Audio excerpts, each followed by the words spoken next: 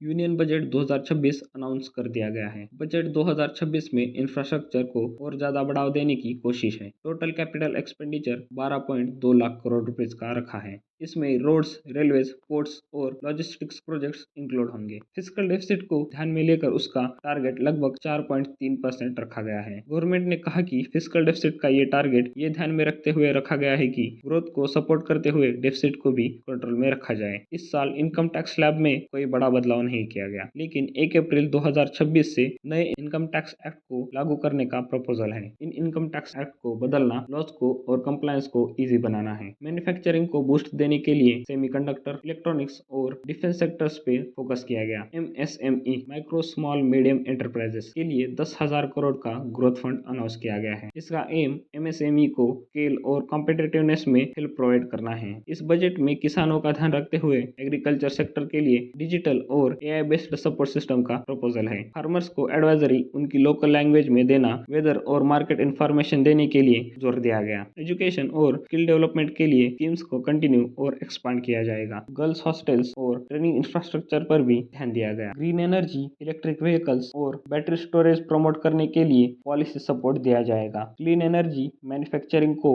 बढ़ावा देना इस बजट का मोटिव है। अगर इस यूनियन बजट 2026 को देखें तो इसका focus infrastructure, manufacturing, fiscal discipline और लॉन्ग टर्म ग्रोथ पर है।